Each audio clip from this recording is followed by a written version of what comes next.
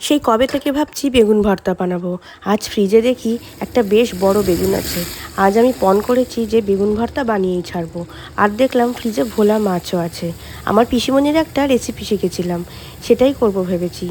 কিন্তু করলেও না, জানেন তো, পিসিমণির মতো সেই টেস্টটা হয় না। ওটা যেন একটা আলাদাই স্বাদ। এক থালা ভাত ওই দিয়েই খাওয়া হয়ে যেত।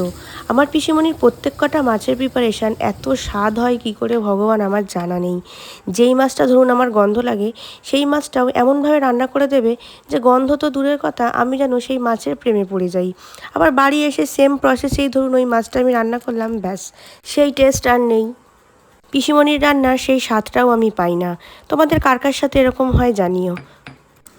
কিছুই না, খুব কম মশলা দিয়েই বানাতো।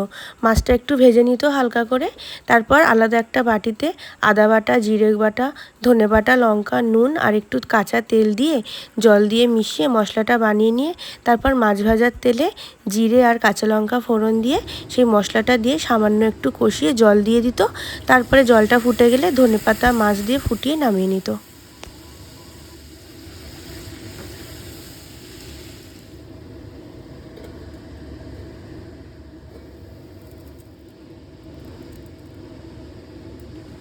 তোমরা কে কে এইভাবে রেসিপিটা করো আমাকে জানিও।